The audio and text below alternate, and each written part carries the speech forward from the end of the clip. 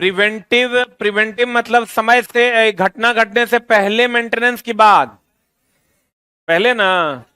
सबसे बढ़िया preventive maintenance ना है कि ब्रेकडाउन होने के बाद मेंटेनेंस बढ़िया है? प्रिवेंटिव मेंटेनेंस बढ़िया है। घटना घटने से पहले अगर आप मेंटेनेंस करते हैं तो उसको हम लोग कौन मेंटेनेंस करते हैं? प्रिवेंटिव। सबसे बढ़िया मेंटेनेंस कौन मेंटेनेंस है? Preventive maintenance. कहता है एडवांटेज ऑफ प्रिवेंटिव मेंटेनेंस, उत्पादन समय का कम नुकसान होता है, बड़ी मरम्मत की आवश्यकता बहुत कम होती है क्योंकि टूटवे नहीं करेगा। अगर पहले सजग रहोगे, छोटा मोटा टूट होगा उसको बदल दोगे तो बड़ा पार्ट नहीं टूटेगा। छोटा ब्रेकडाउन के लिए मरम्मत का खर्च बहुत ही कम होता है। प्रिवेंटिव मेंटेनेंस का मतलब वही होता है चला कि कम ब्रेकडाउन जब होता है उस टाइम मरम्मत करना। कब मरम्मत करना? जब एकदम छोटा सा नुकसान हो जाए तो आप उसकी मरम्मत कर दिया। जैसे आज जो हम गाड़ी लिए थे तो उसका 1,000 किलोमीटर पर बोला था सर्विसिंग के लिए आना है। हम गाड़ी भेज दिए आज सर्विसिंग के लिए, भेज दिए यहाँ से मुजफ्फरपुर क्योंकि वहीं मिला था शोरूम में तो वहीं भेज दिए। भेज दिए तो क्या किया, खाली गाड़ी को देख लिया, सब ठीक है ना, बढ़िया। ड्राइवर से पूछा सब चल रहा है बढ़िया, कोई दिक्कत? लेफ्ट मोड़ने में, राइट मोड़ने में, ब्रेक लगाने में? बोला नहीं सर कोई दिक्कत। ठीक है, सर्विसिंग हो गया। थोड़ा बहुत देख लिया आगे पीछे, चढ़ा के कहीं कोई चीज टूटा तो नहीं है, कोई चीज उतरा तो नहीं है, थोड़ा बहुत मोबिल चेक कर लिया, बोला ऑल ओके, सर्विसिंग 1 कंप्लीटेड। ये प्रिवेंटिव मेंटेनेंस है। प्रिवेंटिव मतलब पहले का मेंटेनेंस। प्रिवेंटिव मतलब पहले। तो छोटा मोटा ब्रेकडाउन अगर हो भी जाएगा, समझो 1,000 किलोमीटर पर कैसे बुलाया, मात्र 1,000 किलोमीटर आप चलाइए और गाड़ी का सर्विसिंग करवा लीजिए। लेकिन अगला सर्विसिंग के लिए जो बुलाया है तो 10,000 किलोमीटर पर बुलाया है। कितना पर? उपकरण का जीवन काल बढ़ेगा कि घटेगा? आपातकाल के लिए सहारे की कम आवश्यकता होगी क्योंकि आपातकाल पड़वे नहीं करेगा। जो छोटा मोटा टूट फूट होगा उसको पहले बदल देंगे तो बड़ा टूट होवे नहीं करेगा। दूसरा कदम श्रमिकों के लिए अधिक सुरक्षित होगा क्योंकि कोई पार्ट जल्दी टूटेगा नहीं। अब प्रिडिक्टिव मेंटेनेंस। प्रिडिक्ट मतलब समझते हो? ये एक नया टर्म है मेंटेनेंस का। मतलब प्रिडिक्ट कर लेना कि इतना दिन बाद कोई घटना घट सकता है, उसी को हम लोग प्रिडिक्टिव मेंटेनेंस कहते हैं।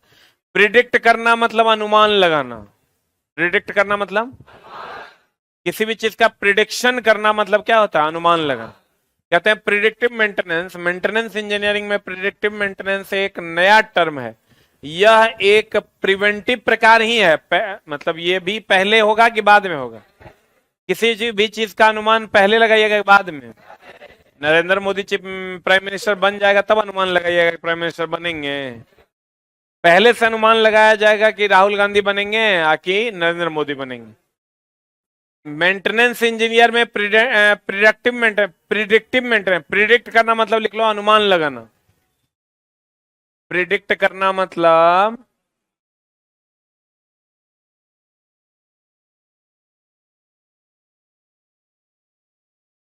अनुमान लगाना। थी समय से पहले, ब्रेकडाउन से पहले होगा कि बाद होगा? यह एक प्रिडिक्टिव प्रकार भी है परंतु इसमें सेंसिटिव इंस्ट्रूमेंट का प्रयोग भी सम्मिलित होता है और खामियों को पहले से क्या करते हैं? दर्शाते हैं। मतलब पहले क्या खामी आने वाला है पहले ही दर्शा देते हैं। कहते हैं इनमें कुछ सेंसिटिव इंस्ट्रूमेंट है, वाइब्रेशन एनालाइजर, वाइब्रेशन को एनालाइज करने वाला। मतलब अगर वाइब्रेशन हो रहा है उसको एनालाइज करके आपको बता देगा कि गाड़ी में कहां पर कौन सी प्रॉब्लम है। में amplitude meters, amplitude meter, amplitude का मतलब होता है तनाव मीटर, कि कहीं पर खिंचाव तो नहीं हो गया। अब तो चला गाड़ी ऐसा हो गया है कि गाड़ी में एक बार दुगो कोड घुसाएगा और कंप्यूटर पे सारा चीज आ जाएगा कि कहां पर किस पार्ट में क्या समस्या है। अभी जो स्विफ्ट डिजायर वगैरह है, अगर गाड़ी खराब हो गया तुम उसको खोल नहीं सकते, वो कंपनी वाला जाएगा तो पासवर्ड वगैरह देगा तभी गाड़ी खुलेगा, नहीं तो गाड़ी खुलेगा नहीं। तो कहते हैं vibration analyser, amplitude meters, pressure, temperature resistance gauge इत्यादि। अब देखो टेम्परेचर रेजिस्टेंस गेज जो है ये प्रिडिक्टिव इंस्ट्रूमेंट। प्रिडिक्टिव मतलब अनुमान कैसे लगाता है? एक बार बहुत दिन पहले की बात है, मेरी गाड़ी आ रही थी घर से, 2 लोगों को छोड़ने के लिए पटना। वो ड्राइवर ट्रैक्टर वाला था, ड्राइवर मिल नहीं रहा था, ट्रैक्टर वाला को कहे कि ले जाओ, वो बोला हम चला लेंगे, तो बोले चल जाओ। वो क्या किया, गाड़ी को 4 नंबर गियर में चलाया, पूरा फुल पिकअप, पहली बार कार हाथ में आया उसके, फुल पिकअप दिया। 4 ओकरा में जो गेस्ट बैठा हुआ था उसको एसी का आदत था, अब गर्मी बहुत ज्यादा था, वो 4 नंबर एसी पे दे ले, 4 नंबर गियर, 1200 एचपी का इंजन लिए चल दिया पटना की ओर 300 किलोमीटर। हाजीपुर जब आया चला तो टेम्परेचर मीटर जो है पूरा हाई हो गया, गाड़ी में लग गया आग, आगे इंजन में भयानक धुआं फेंकने लगा, सब गाड़ी को रोडे पे छोड़ के भाग के वहां खड़ा हो गया। तब जाके फिर थोड़ा देर के बाद गाड़ी जब बंद हुआ, धीरे धीरे धीरे धीरे टेम्परेचर उसका डाउन हुआ, तब जाके गाड़ी फिर थोड़ा देर के बाद स्टार्ट किया तो फिर मामला बना। मतलब कहने का ये है, टेम्परेचर मीटर ये तुमको बता देता है कि भैया गाड़ी का टेम्परेचर बहुत हाई हो गया, गाड़ी को कुछ देर के लिए बंद कर दो, या कोई ऐसा सामान है जो बहुत ज्यादा फ्रिक्शन जनरेट कर रहा है उसको ठीक कर लो, बोलंडे। इसलिए टेम्परेचर मीटर पे देखना, यहाँ इससे अगर टेम्परेचर मीटर तुम लोग देखा होगा तो ऐसा रेड रहता है यहाँ इस पार्ट में,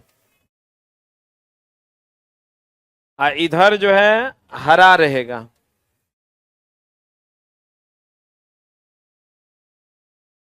यहां पर ऐसा सिंबल रहता है चाबी का कि भैया जब टेम्परेचर यहां तक चला है ना तो चाबी खोल लो। अगर टेम्परेचर रेड को पार करने लगे मतलब चाबी को क्या करो, खोल लो और गाड़ी को छोड़ दो अस्थिर, अन्य तो मामला हो जाएगा गड़बड़। तो ये क्या है, चला प्रिडिक्टिव है, घटना घटने के बाद सूचना देता है कि पहले। तो कहते हैं कुछ सेंसिटिव इंस्ट्रूमेंट है जैसे vibration analyser, amplitude meter, pressure meter, temperature resistance gauge, ये सब आपको समय से पहले सूचना देगा कि आप संभल जाइए। अभी तो जो मेरी वाली गाड़ी है उसमें एक फीचर है अलग से कि अगर 2 फीट से बड़ा कोई ऑब्स्टेकल है जिसको गाड़ी कूद नहीं सकता, जिस पर गाड़ी चढ़ नहीं सकता, वो अगर सामने में है तो गाड़ी 6 मीटर पहले रुक जाएगी, इतना दूर पहले रुक जाएगी। हाँ, अगर 2 मीटर लंबा, 2 फीट लंबा कोई ऑब्स्टेकल है जिसको गाड़ी पार नहीं कर पाएगा, और तुम गाड़ी चला रहे हो और सूत गया है, मान लो नींद आ गया या तुम देख नहीं पाया, तो 6 मीटर पहले गाड़ी ढूं करके ऐसे करके रुक जाएगी। तो जितना गाड़ी में क्षमता होगा उतना वो लगा के गाड़ी वहां पर रुक जाएगी। एक और फीचर दिया है जिसमें वो जो 4 लाइन पे देखता है चूना रखता है दोनों तरफ से, चूना का लाइन ऐसे नहीं बनाया हुआ होता है, तो उसमें एक सेंसर लगा हुआ है, अगर वो मोड तुम ऑन कर देते हो तो ये चूना से ना इधर जाएगा गाड़ी, चूना से ना इधर जाएगा, जहां जहां मोड़ आएगा अपने आप मुड़ते जाएगा ऑटोमेटिक। तो ये तो बड़ा बढ़िया फीचर, ये फॉग वगैरह में काम आता है। फॉग वगैरह मतलब बहुत ज्यादा धुंध लगा हुआ है, तो धुंध लगा हुआ तो एक बार चला, हम ही गाड़ी चला रहे थे, अब पता चला कि ई लाइन छोड़ के हम चल गए, ई लाइन में सामने से आया वो बड़का ट्रक, हम ब्रेक मारे वो ब्रेक मारा, रुक गए, क्योंकि धुंध में चला ना, सामने नहीं दिखाई देता, एकदम बगल में नहीं दिखाई देगा। तो वहां पर ये मॉड जो है काम करता है, जो एकदम वो 4 लाइन का चूना देखते हुए गाड़ी आगे की ओर बढ़ जाती है। कौन कौन मॉड है, तो कहने का मतलब ये हुआ चला कि प्रिडिक्टिव और प्रिवेंटिव लगभग एक के है। प्रिवेंट करना एक होता है अनुमान लगाना, तो हो गया प्रिडिक्ट करना। आप प्रिवेंट करना मतलब जो चीजों में गड़बड़ी है समय से पहले ठीक कर देना, दोनों अलग अलग है, थोड़ा सा डिफरेंस है। प्रिडिक्टिव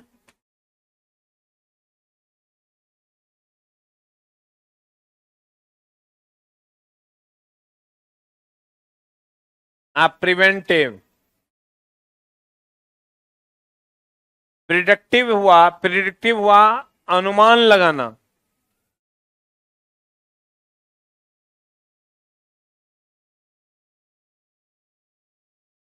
अनुमान लगाना। प्रिवेंटिव की अगर हम बात करें, प्रिवेंटिव की अगर हम बात करें तो ब्रेकडाउन से पहले ठीक कर देना,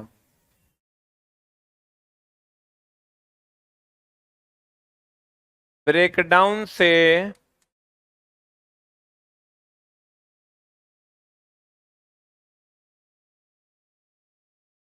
पहले ठीक करना, अनुमान लगाना दोष का, इफेक्ट का अनुमान लगाना, हो गया। प्रिडिक्शन में सिर्फ अनुमान लगाते हैं, आप प्रिवेंटिव में क्या करते हैं, चला प्रिवेंट करते हैं, जहां गड़बड़ी होती है उसको ठीक कर देते हैं। अब दोनों चला जरूरी है, टूटने के बाद नहीं करना है, पहले अनुमान लगा लेना है कि अब ये क्या हो जाएगा, टूट जाए। जैसे अगर टायर फटने से पहले आप अनुमान नहीं लगाते हैं कि टायर फट जाएगा, तो कोनो दिन तो बुरे में जाएगा आदमी। इसलिए प्रिवेंटिव और प्रिडिक्टिव दोनों जरूरी है। प्रिडिक्ट करके प्रिवेंट कर देना चाहिए, हो गया। प्रिडिक्ट करना मतलब क्या करना, अनुमान लगाना। बताओ अगर लाभ क्या क्या है प्रिडिक्शन के, इस प्रकार के मेंटेनेंस से फेल होने के भय के बिना सर्विस जीवन काल में वृद्धि होगा कि कमी होगा, सब कुछ बढ़िया होगा। अगर आप पहले से डिफाइन कर लेते हैं क्या हो सकता है, तो सब कुछ बढ़िया होगा कि खराब होगा। कंपनी जो कहती है कि 3000 किलोमीटर के बाद आइएगा, वो पहले से उसको पता है 3000 किलोमीटर के बाद मोबिल खत्म होने पर होगा, मोबिल को बदलना होगा, लुब्रिकेशन चेंज करना होगा, तो उसको ये बात पहले से पता है। तो आपको 3000 किलोमीटर के बाद देखिएगा गाड़ी वाला अपने फोन करने लगेगा, हेलो आपके सर्विसिंग का टाइम हो गया सर, गाड़ी लेके आइए। काहे, उसको पता है कि अगर हम सर्विसिंग नहीं करवाते हैं, मेरे गाड़ी का रेपुटेशन मार्केट में खराब हो गया कि बार बार खराब होता है ये गाड़ी, तो लोग लेगा। थोड़ा ज्यादा टेंशन में कंपनी रहता है सर्विसिंग के लिए, तुम नहीं भी जाएगा ना तो तेरा बार बार कॉल करेगा कि भैया आ जाइए, और जाने के बाद वो करेगा कुछ नहीं, बस लुब्रिकेंट को क्या करेगा, बदल देगा। मेंटेनेंस शेड्यूल, मेंटेनेंस शेड्यूल की अगर हम बात करें, चला जी, प्लांट को उत्पादक बनाने के लिए वर्कशॉप में प्रिवेंटिव मेंटेनेंस एक स्थापित कार्यविधि है। बताओ मेंटेनेंस में अगर हम बात करें तो प्रिवेंटिव मेंटेनेंस एक अस्थायी रूप से करना चाहिए कि नहीं करना चाहिए। प्रिवेंटिव मेंटेनेंस में मेंटेनेंस सारणी यह मुख्य महत्वपूर्ण कार्य है। एक सारणी बना लेना कि किसके बाद किसको चेक करना है, किसके बाद किसको चेक करना है, किसके बाद किसको चेक करना। तुम देखना अधिकतर ट्रक ड्राइवर सब जैसे गाड़ी लगाएगा सबसे पहले सारा गाड़ी में चेक करेगा कि टायर में कहीं गिट्टी तो नहीं फसल, देखे हो, तो प्रिवेंटिव मेंटेनेंस है। मेंटेनेंस सारणी बनाने के लिए, सारणी का मतलब ये हुआ चला ऑर्डर बनाना कि पहले हमको मोटर चेक करना है, फिर हम ड्रिल बिट चेक करेंगे, फिर हम लोग रोटेशन चेक करेंगे, फिर चॉक चेक करेंगे, फिर बेल्ट चेक करेंगे। सब चीज को सारणी में चेक करते हुए टिक मारता है। जो मेंटेनेंस इंजीनियर होता है वो मशीन का एक खाका तैयार करके लाता है, खाका तैयार करके लाएगा, पता चला ये को चेक किया है, वो कहेगा हाँ भूल गए। ऐसा नहीं होता। हम लोग का जो मेंटेनेंस इंजीनियर आता था तो क्या करता था, एगो ऐसे पैड लेके आता था, अब पैड पे चला होकर पेज रहता था, अब पेज में देखता था मोटर ठीक है, कहता था हाँ ओके सर, एगो हेल्पर रहता था उसके साथ में, कहता था नहीं इसको घुमा के दिखाओ, घुमा के दिखाता था, देखता था कहीं वाइब्रेशन तो नहीं हो रहा है, वाइब्रेशन हो रहा है तो उसका बेल्ट चेंज करता था या पुल्ली चेंज करता था। फिर कहता था अगला देखो ड्रिल चक देखो, ड्रिल चक देखा ठीक है ओके। अगर मान लो ड्रिल चक ढीला हो गया, ड्रिल चक का नट खुल गया, ऑपरेटर ड्रिल बिट चला रहा है तो खुल जाएगा तो क्या होगा, कोई ना कोई अंक तो झाड़िए देगा, बोलन रे। और ऐसा तुम लोग भी अपने अगल बगल में सुना होगा, बहुत लोगों का कंपनी में फलानमा के हाथ कट गया, सुना है, कंपनी में फलानमा दब के मर गया। तो ये सब चीजें तो वहां होती है चला जहां मेंटेनेंस इंजीनियर गड़बड़ होता है, या कंपनी मेंटेनेंस पे प्रिवेंटिव रूप से प्रिडिक्शन करके ध्यान नहीं देती है। प्रिवेंटिव मेंटेनेंस में मेंटेनेंस सारणी का मुख्य महत्वपूर्ण कार्य है। मेंटेनेंस सारणी बनाने के लिए, दक्ष होने के लिए हमें मेंटेनेंस क्रियाकलापों के अन्य संबंधित पैरामीटर को जानना होता है। गाड़ी का कंपनी का संडे को मेंटेनेंस लगता है, पूरा कंपनी को मेंटेन कर दिया जाता है, जहां जहां जो पार्ट में दिक्कत है उसको हटा दो। मरम्मत की जटिलता, रिपेयर कॉम्प्लेक्सिटी, चला मरम्मत करना आसान है कि प्रिवेंट करना आसान है? मरम्मत में तो जटिलता ही है। अब पूरा मशीन खराब हो जाएगा तब जाके तुम मरम्मत करोगे तो जटिल होगा। कहते हैं यह अच्छी तरह से माना जाता है कि मशीन में सम्मिलित कार्य की मात्रा और मेंटेनेंस की जटिलता विभिन्न मशीनों के लिए अलग अलग होती है। सही बात है, बड़ा मशीन होगा और मेंटेनेंस भी हाई होगा। जैसे हम लोग कहते हैं फलना कंपनी की गाड़ी ले लो एकदम लो मेंटेनेंस, चिल्ला कंपनी की गाड़ी ले लो एकदम हाई मेंटेनेंस, ऐसा सुने हो? जैसे अर्टिगा ले लो, अभी अर्टिगा चलता है एकदम लो मेंटेनेंस, कुछ है ये नहीं है गाड़ी में, पूरे गाड़ी में कुछ है ये नहीं, एगो इंजन दे दिया है, बॉडी दे दिया है, एगो स्विच दे दिया जिससे तुम आईना को ऐसे ऐसे करोगे, एगो शीशा पोछने वाला दे दिया था, लो मेंटेनेंस हुआ कि नहीं? वही अगर तुम ले लेते हो इनोवा क्रिस्टा भी ले लो, लो मेंटेनेंस गाड़ी है। वही तुम और महंगी बीएमडब्ल्यू ले लो, बीएमडब्ल्यू ले लोगे, चलाओ, हाई मेंटेनेंस इसलिए कि सब कुछ है ऑटोमेटिक है, कुछ भी नॉन ऑटोमेटिक है ये नहीं है। तुम ऐसे स्विच दाबोगे तो ये ऐसे उठ के आएगा, स्विच दबाओगे तो फिर ऐसे नीचे जाएगा, तो सब कुछ ऑटोमेटिक है, तो हाई मेंटेनेंस गाड़ी होगा, एक बार घुसेगा तो 1.5 लाख रुपया लेके निकलेगा। तो अभी अगर गाड़ी, कहते हैं मरम्मत की जटिलता, यह अच्छी तरह से माना जाता है कि मशीन में सम्मिलित कार्य की मात्रा और मेंटेनेंस की जटिलता विभिन्न मशीनों के लिए अलग अलग होती है कि सेम होती है? बोलो ना रे। या आसानी से समझा जा सकता है कि जिस मशीन में gears, guide, surface, pneumatic, pneumatic मतलब हाइड्रोलिक हो गया, न्यूमेटिक मतलब हाइड्रोलिक यूनिट नहीं होता है, उस मशीन की अपेक्षा कम मरम्मत, ओवरऑल मेंटेन करने की आवश्यकता होती है जिसमें ये यूनिट होते हैं। अगर अधिक मेंटेनेंस की आवश्यकता जो है अपेक्षा कम मेंटेन करने की आवश्यकता होती है जिसमें ये यूनिट होते हैं, अगर जिसमें ये यूनिट नहीं होते हैं। देखो चला, जैसे अगर तुम, एक मिनट रुकना रे, जैसे तुम गाड़ी ले लो, अभी हम गाड़ी लिए जो उसमें ऑटोमेटिक है, सब कुछ हर चीज ऑटोमेटिक है, तो ड्राइवर हमको कहता है कि कौन गाड़ी सर ले लिए? हम बोले का है? बोला सर ये हाई मेंटेनेंस गाड़ी है। क्यों? क्योंकि चला अगर सीटों जो पीछे होता है में हाइड्रोलिक प्रेशर लगल है, हाइड्रोलिक प्रेशर में तो जरा सा लीक करेगा, वो सीट कभी पीछे होवे नहीं करेगा। अब मैनुअल में कभी कुछ होवे नहीं करेगा, स्प्रिंग लगल रहता है, जरा सा ऐसे करोगे पट से पीछे, पट से आगे। अगर खराब भी होगा तो क्या बदलना होगा? स्प्रिंग बदलना होगा। तो बहुत आसान है, लेकिन अगर सारा चीज हाइड्रोलिक से चले, न्यूमेटिक से चले, सारा चीज गियर, अब जैसे गियर अगर होता है तो गियर होगा तो टूटवो करता है, गियर होता है, क्लच होता है तो क्लच घिसवो करता है, कुछ कुछ गाड़ी में देखना क्लच प्लेट धाए धाए जलता है। जैसे तुम ले लो अपाचे, अपाचे जान रहा है ना? पल्सर इतना जल्दी पॉपुलर क्यों हो गया? पल्सर का क्लच प्लेट जल्दी घिसता नहीं है, लेकिन अपाचे देखो मार्केट से उठ गया कि नहीं? मार्केट में है बहुत कम, जो पुराना अपाचे खरीद ले है वही गाड़ी मार्केट में है, और नवका जितना अपाचे था सब उठ गया। अब अपाचे लोग बहुत कम ले रहा है, पल्सर अभी भी लोग ले रहा है, ले रहा है कि नहीं ले रहा है? तो पल्सर में चला क्लच प्लेट घिसने की संभावना कम होती है, उसका अपना डिजाइन है, उसका अपना तरीका है, एक कंपनी दूसरे कंपनी का कभी कॉपी नहीं कर सकती। तो कहते हैं चला जकरा में न्यूमेटिक, यानी न्यूमेटिक बोले तो द्रव चालित यंत्र नहीं होगा उसका मेंटेनेंस कम, और जकरा में द्रव चालित यंत्र होगा ओकर मेंटेनेंस ज्यादा। एक लाइन में समझ लो, ऑटोमेटिक और मैनुअल दो होता है। मैनुअल जकरा आप हाथ से करते हैं, ऑटोमेटिक जो अपने आप होता है। तो ऑटोमेटिक और मैनुअल में डिफरेंस है, ऑटोमेटिक होगा तो उसका मेंटेनेंस बहुत ज्यादा होगा, मैनुअल होगा तो उसका मेंटेनेंस बहुत कम होगा। इसलिए मेंटेनेंस कार्य करने के लिए प्रत्येक मशीन को किसी संख्या के साथ इंडेक्स किया जाता है, इंडेक्स मतलब जोड़ा जाता है, किया जा सकता है, जो कि अन्य की तुलना में मशीन की जटिलता के साधारण की धारणा का प्रयोग निम्नलिखित को निर्धारित करने के लिए किया जाता है। देखो अलग अलग मशीन पर अलग अलग पार्ट्स की संख्या होती है, इंडेक्सिंग करना मतलब संख्या, अलग अलग मशीन पर अलग अलग पार्ट्स की संख्या होती है, किसी में 4 गो पार्ट होता है मेंटेनेंस का, किसी में 5 गो होता है, किसी में 10 गो होता है। ये कुछ खास नहीं है। लेकिन मैकेनिकल मेंटेनेंस क्या होता है? चला मैकेनिकल, जैसे गियर का टूटना, क्लच का घिस जाना, ब्रेक का टूट जाना, ब्रेक का नहीं लगना, ये सब मैकेनिकल मेंटेनेंस है। कौन मेंटेनेंस है? का साइज, स्टाफ और कारीगरों की आवश्यकता, मशीन के वार्षिक मरम्मत की खर्चे का अनुमान, प्रतिशत ब्रेकडाउन और अंतः कार्य कुशलता, मेंटेनेंस की सारणी। कब आप देखिएगा, जैसे जाइएगा आप सर्विसिंग के लिए, आपके सर्विस बुक पे लिख देगा पहला सर्विसिंग, पहला सर्विसिंग में वो पन्ना एगो फाड़ के रख लेता है, दूसरा में फिर जाएगा दूसरा पन्ना फाड़ के रख लेगा, ताकि वो आपको ये बता सके कि हमने इतना मेंटेनेंस किया है।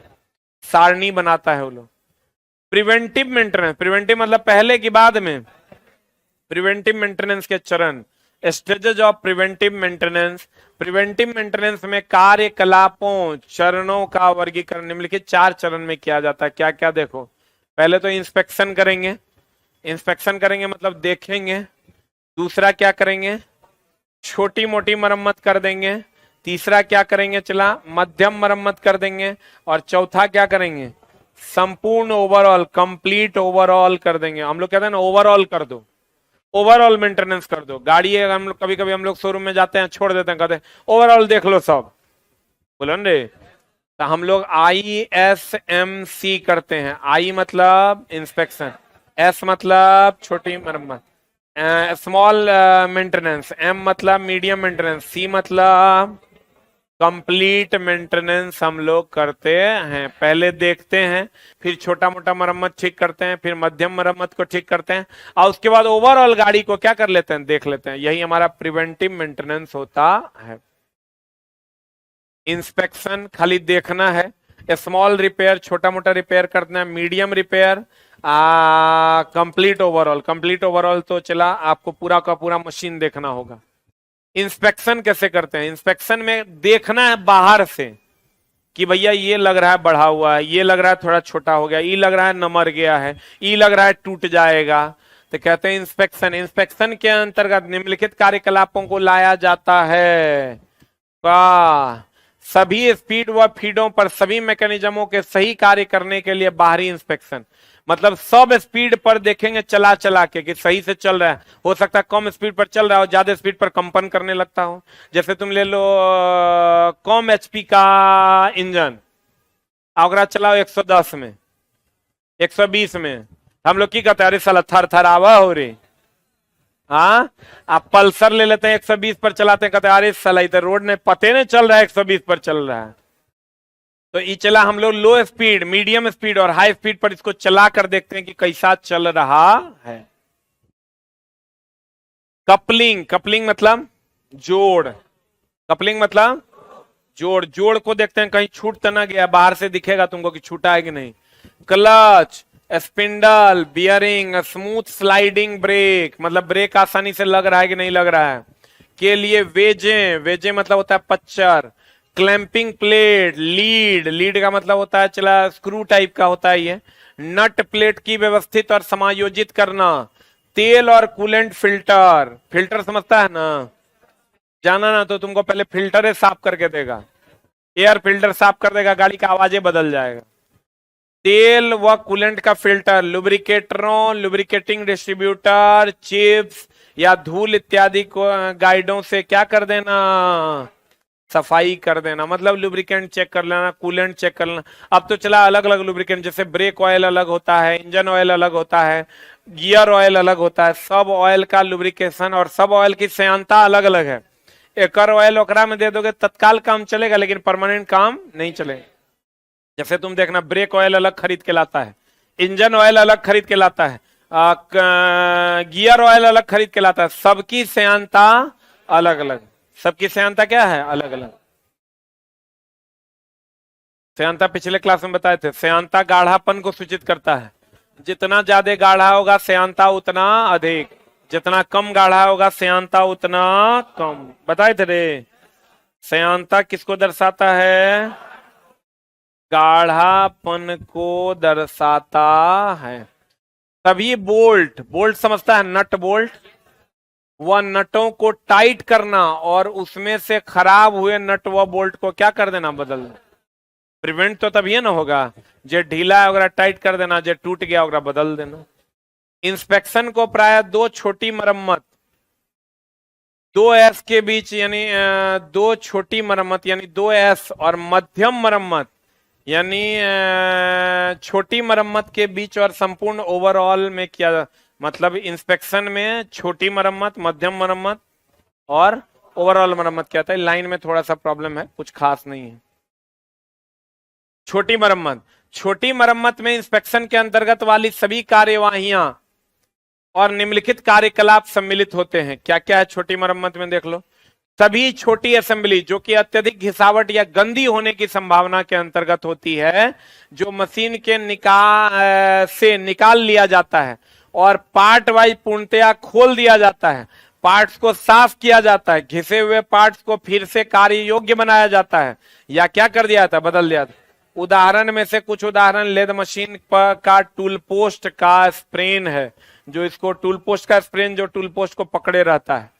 मध्यम मरम्मत में क्या है, मध्यम मरम्मत के अंतर्गत वाले सभी ऑपरेशन परंतु अधिक संख्या की यूनिटों को स्वीकार किया जाता है। स्मॉल मरम्मत में कम यूनिट को देखा जाता है, मध्यम मरम्मत में ज्यादा। उदाहरण के लिए लेद की स्थिति में head, stock, apron, tool post, tell stock इत्यादि की मरम्मत करके मध्यम मरम्मत की जाती है। यदि आवश्यकता हो कि सभी गाइड सरफेस की स्क्रैपिंग, स्क्रैप का मतलब होता है कचरा, स्क्रैपिंग ग्राइंडिंग करना मतलब कचरे को हटा देना, मशीन के बाहरी सरफेस को क्या करना, पेंट करना ताकि करंट ना लगे, मशीन की परिशुद्धता टेस्ट करना, कई इंस्पेक्शन और छोटी मरम्मतें और मरम्मतों को करने के बाद मध्यम मरम्मत की जाती है। अब फिर संपूर्ण मरम्मत, संपूर्ण मतलब चला पूरा का पूरा मशीनें खोल देगा। कहते हैं संपूर्ण ओवरऑल के लिए निम्नलिखित कार्रवाई को ध्यान में रखना चाहिए। मध्यम मरम्मत के सभी ऑपरेशन परंतु हर एक व प्रत्येक यूनिट को नए पार्ट्स के साथ क्या किया जाता है, बदल दें। ओवरऑल अगर आप मरम्मत करते हैं, संपूर्ण ओवरऑल करते हैं, तो जो पार्ट एकदम थोड़ा सा भी खराब है उसको क्या कर देना, बदल दिया जाता है। फिर हम मरम्मत का साइकिल, रिपेयर साइकिल, इसका चला अगर क्वेश्चन देखोगे ना एक बार में बनने वाला, एकदम खाली एक बार चैप्टर को देख लोगे तो क्वेश्चन बन जाएगा।